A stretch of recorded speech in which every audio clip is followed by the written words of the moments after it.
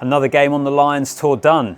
Welcome back to the channel and welcome to Allianz Stadium, where out there about an hour ago, the Lions got another win on the tour. But does this game leave more question marks over quite where they are in terms of the game plan than the previous ones? I'll get into all my thoughts. You can give me yours in the comments section. Let me know what you thought of the performance and the players that stood out. Not many games to go now for the Lions before they have to be ready for the first test against the Wallabies. So loads to get into. Have your say in the comments, like the video as well, and make sure you're subscribed to the channel. So I appreciate how fortunate I am, but this was my view for the game. This was where I was working on radio. You can kind of see the stuff there. And it was a funny old game, wasn't it? It's another victory for the Lions. It was a more competitive match, but they just about always had the Waratahs at arm's length. And so, yeah, I'm probably of a more positive opinion that it's another step forward for the Lions. So it's another win. It wasn't a great performance. They're clearly still building, but we see it all the time on Lions tours, don't we? Where there are kind of clunky performances here and there. There's a lot of travel, tight turnaround, very little training time. But they are winning. I think their game is developing overall. I'll chat about the scrum. Thought the line out was better today.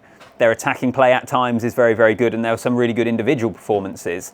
So overall, I still feel pretty positive about where the Lions are. But I just wonder whether we're starting to see some of the frustrations for Andy Farrell as the head coach in terms of what they're doing and what they're going out there and executing, because a big thing for him was the missed opportunities out there. He said they left kind of 4 or 5 tries out there, the amount of territory and possession they had, they weren't clinical, spreading the ball wide too quickly, drop balls, all that sort of thing, which I guess we saw a little bit against Argentina. They were more clinical then in the games against the Force and the Reds, but it's crept back in here. And I just wonder whether the Lions are attacking in a way that Andy Farrell actually isn't fully happy with. They're not being direct enough. And I've spoken previously on this trip about how expansive they're being, more so than perhaps we expected, the way in which they're shifting the ball, that they are going wide pretty early, a lot of offloads as well. And I do wonder whether the game plan actually is for them to be a little bit more direct. And he spoke about that in the press conference after, that they're really good when they're direct, and he wants to see more of that. So I think that's one thing about quite where the game plan exactly is at this moment in time. But will they get there? I feel like with the players they have, the quality they have, that it's not kind of, we're not at a position where you'd be incredibly concerned about that test series. I do think it's actually going to be a really competitive test series, you know, and the longer time goes on, the more and more I strangely have faith in the Wallabies, even though we haven't even seen them yet, which is maybe ridiculous, but there's just something in my brain that's saying, yeah, I don't know, I think it's going to be a real challenge here, which would be awesome. So attack maybe not quite going to plan, but also, you know, I think it's a straightforward fix. Also, right, let's talk about scrum. It was really good today. So the scrum was really strong. It was a position where it didn't go as well against the Reds, which I think was more down to how it was officiated. But I thought the scrum was really destructive. I thought you saw exactly why Taniela Tupu was allowed to leave the Wallabies camp to play in this game. When he's at his best, he is so destructive. I'm not sure his form has quite been there this year. And scrums is funny because if you look, I don't know if it's still the case. I remember a year or so ago, it was this amazing stat that of all the penalties that were awarded when he was at the scrum, it was almost like 50-50 for whether they went against them or whether they went for them. Like there's very little in between. When he's on his game, he's brilliant. But because of his size, he actually can struggle at times. I thought he struggled. I thought the Lions did a really good job of kind of combating him. So scrum good. What else? Should we get on to some of the individual players? Great night for Hugh Jones, I thought. I thought he struggled at the start of the tour, which maybe isn't a huge shock given the fact that he was injured at the end of the season. He's probably been having to find some of his fitness. There's actually been a few of those guys on this tour. When you look at Hugo Keenan and James Ryan that we saw tonight, but I thought Hugh Jones was excellent. Him and Tuipulotu clearly look like a more cohesive centre partnership, which won't shock any of us given that they play together pretty regularly.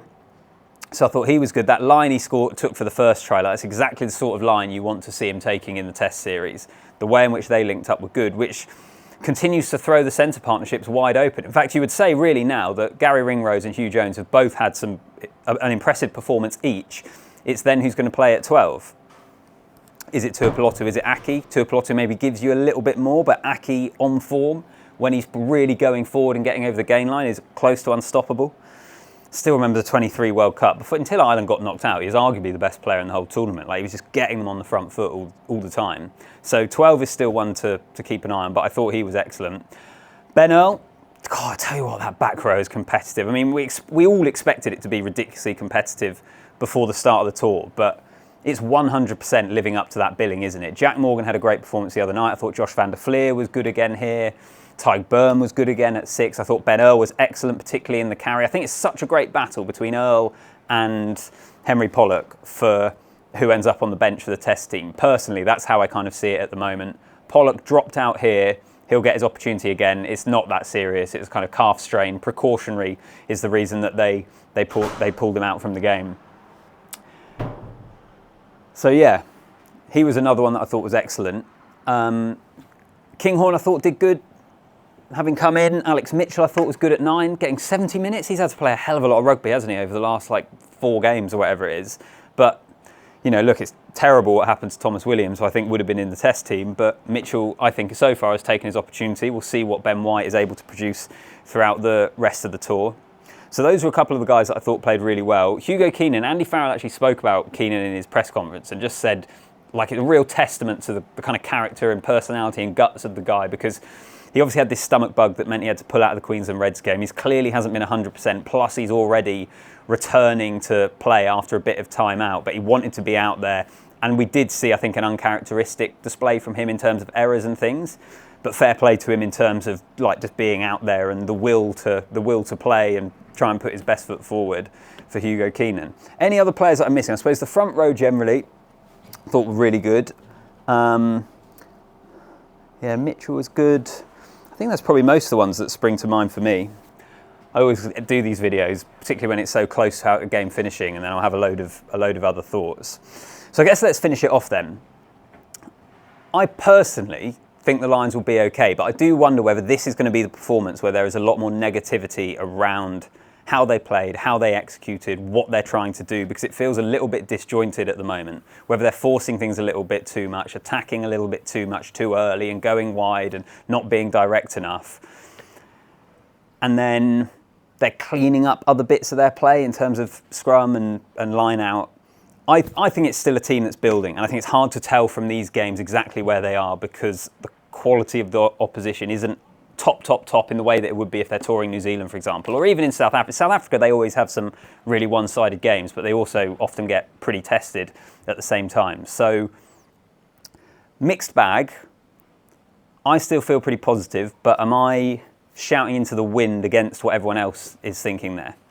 Let me know. Comment down below, like the video. Hope you enjoyed the video. Hope you're enjoying the videos. Tomorrow is a trip to Canberra, so I'm going to be getting my coat and thermals on, because apparently it's going to be freezing as we say goodbye to Sydney. Shame we won't be back in this place. It's just a bit small to host a test match. Wicked venue though, and actually, definitely I think the best atmosphere we've had on the tour so far, which sometimes is just one of those things, isn't it? A slightly smaller stadium. It was pretty much a sellout. I felt like there were more Lions fans in. That could be totally wrong because it's a smaller stadium, but I felt like you saw more pockets of red, and I guess the fact that it was a closer game is always going to make the atmosphere a bit better. But I will leave it there. Let me know, comment down below, like the video, subscribe to the channel, and I'll see you in the next one, which will probably be in Canberra.